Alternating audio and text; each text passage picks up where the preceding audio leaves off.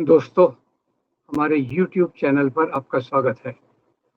अब आज के इस वीडियो में हम बात करेंगे नरेंद्र मोदी जो हमारे प्रधानमंत्री हैं, उनके बारे में अभी एक प्रोपेगेंडा किया जा रहा है कि उन्होंने अपने कार्यकाल के 12 साल तो पूरे किए हैं, साथ ही साथ उन्होंने नेहरू का वो record longest serving prime minister of India, यानी भारत के सबसे लंबे समय तक का काम करने वाले प्रधानमंत्री का रिकॉर्ड तोड़ के आगे चले गए। अब इसमें दो चीजें हैं।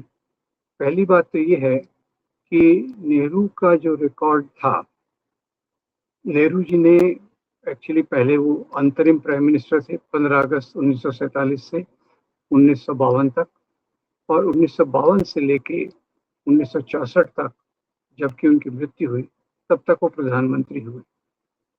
तो मोदी के ये प्रोपेगेंडा में इस बात को छुपाया जा रहा है कि 1952 के चुनाव के बाद जो प्रधानमंत्री नेहरू जी बने, उसके पहले भी वो 5 साल तक काम कर चुके थे। यानी मोदी जी का जो दावा है वो एक उथला दावा है, उसमें कोई सच्चाई नहीं है।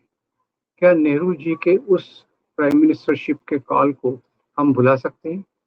क्योंकि इस दौरान देश ने जितने संकट झेले वो बहुत बड़े पैमाने के। पाकिस्तान से भारत रिफ्यूजीज का आना, भारत से पाकिस्तान जाना, बांग्लादेश के जो समय ईस्ट पाकिस्तान था वहाँ से रिफ्यूजीज का आना, यहाँ से उधर लोगों को जाना, ये एक बहुत बड़ी त्रासदी थी जिसको नेहरू के रेजिम ने हैंडल किया। और इसी के साथ साथ उन्होंने भविष्य की प्लानिंग के बारे में भी ध्यान दिया। 1900 मेरे ख्याल से 48 से भाखड़ा नंगल बांध की नींव रखी गई।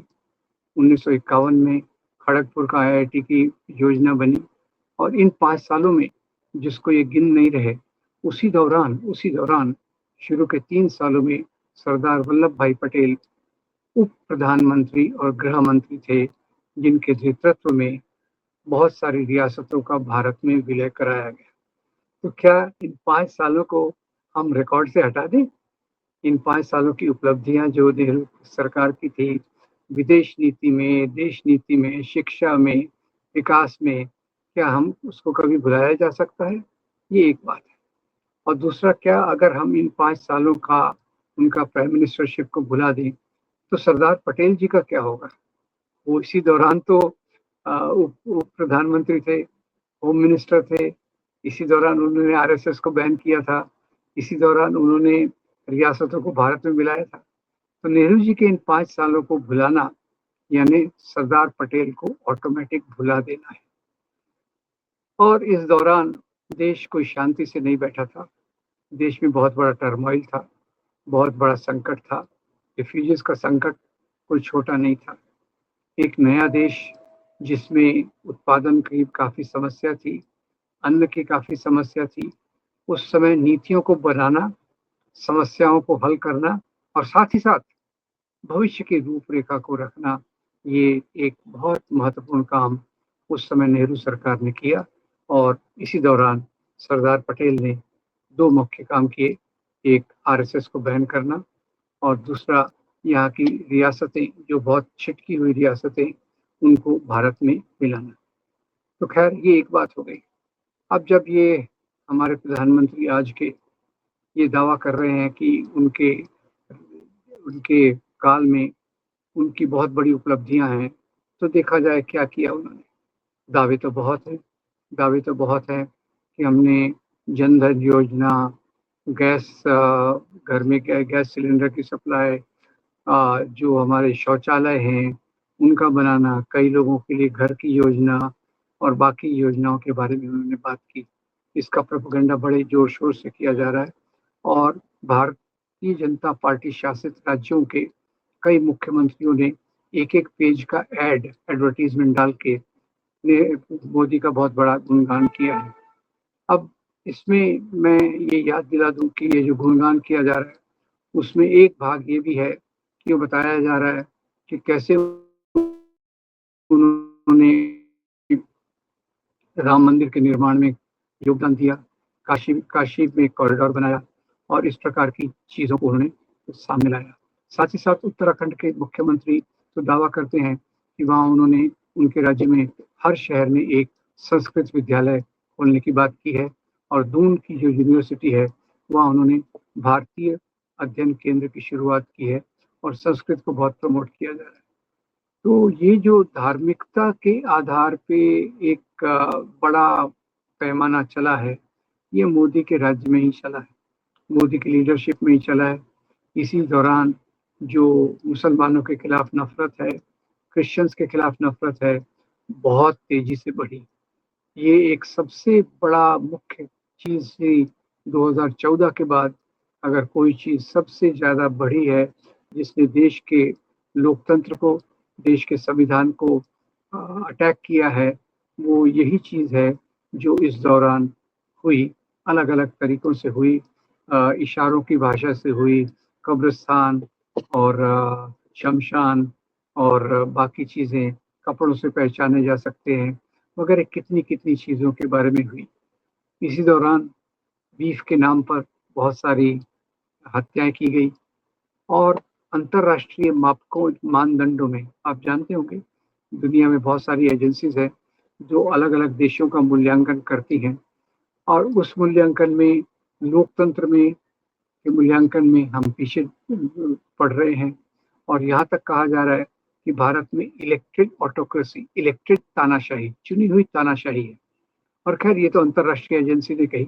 उसके पहले ही मोदी के जो पहले के सीनियर थे लाल कृष्ण आडवाणी, उन्होंने भी ये बात कही थी कि आज भारत में अघोषित तानाशाही है, अघोषित इमरजेंसी है। तो इस दौरान एक एक बात तो ये हुई, अल्पसंख्यकों के खिलाफ नफरत का दौर, दूसरी तरफ से हमारे लोकतांत्रिक मूल्यों का ह्रास, उनमें कमजोरी और इस मानदंड में जो अंतरराष्ट्रीय मानक हैं उसमें भारत कई देशों से पिछड़ रहा है। कई पिछड़े देशों से भी हम बहुत पिछड़ रहे हैं। एक लोकतंत्र के बारे में, प्रेस की आज़ादी के बारे में अभी हम बहुत नीचे घिसर चुके हैं।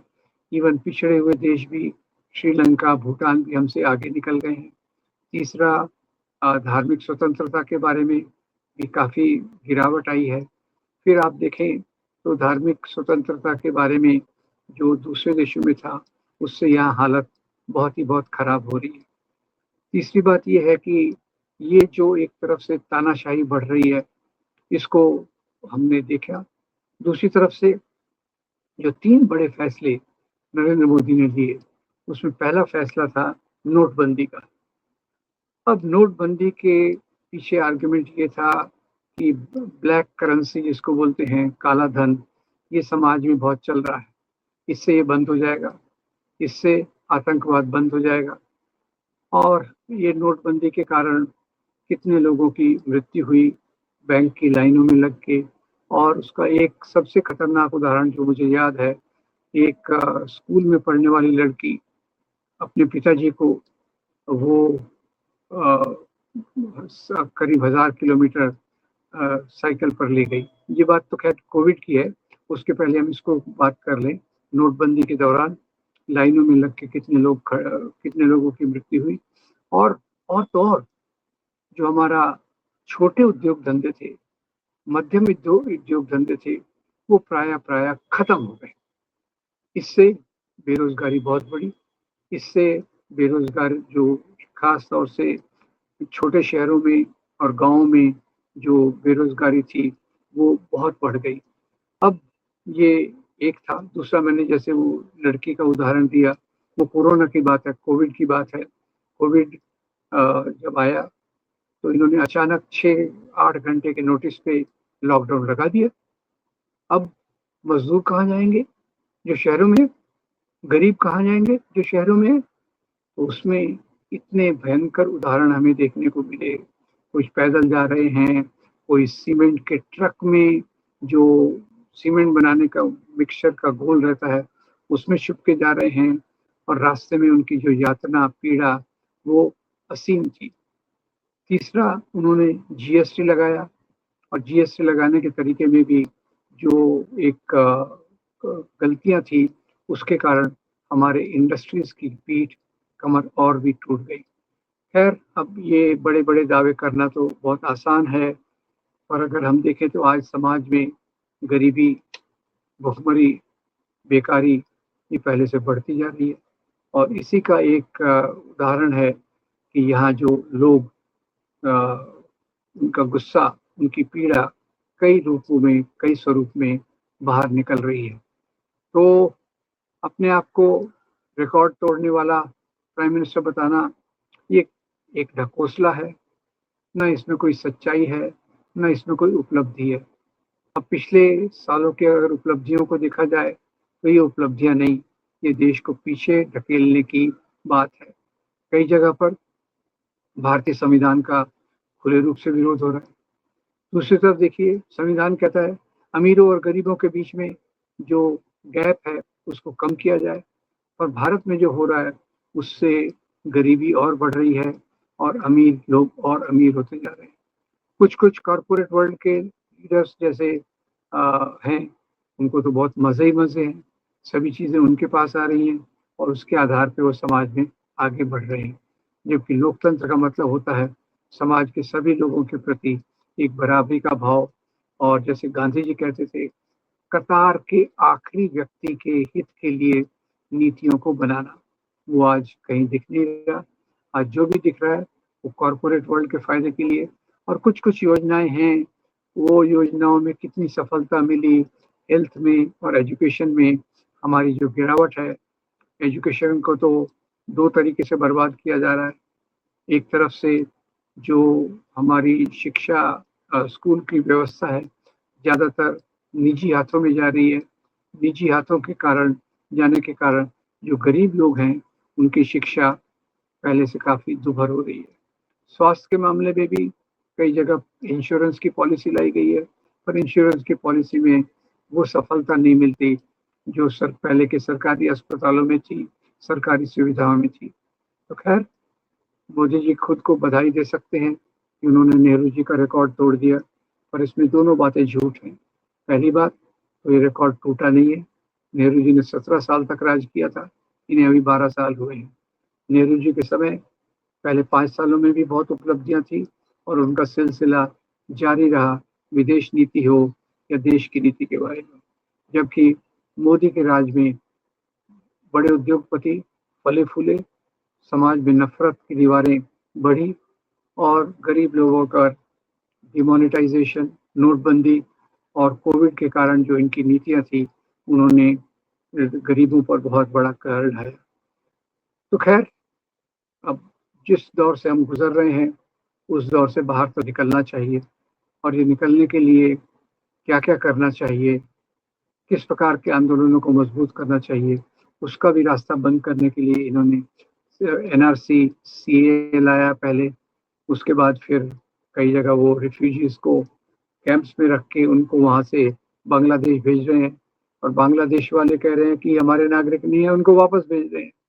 तो ये फुटबॉल की तरह हमारे कुछ गरीब लोगों को परेशान किया जा रहा है। सीए, एनआरसी ये भी एक बहुत खतरनाक कदम था। तो हमें इसका रास्ता क्या होगा मुझे पता नहीं, क्योंकि आज चुनाव की प्रक्रिया में एक तरफ से तो जो हमारी ईवीएम मशीन्स हैं उनके थ्रू एक गड़बड़ करना, और दूसरी तरफ इन ईवीएम मशीन्स के साथ एसआईआर को लगा के देश के कई नागरिकों को नागरिकता से वंचित करना, वोट देने से वंचित करना, ताकि ये सरकार बार बार फिर से जीत कर आए।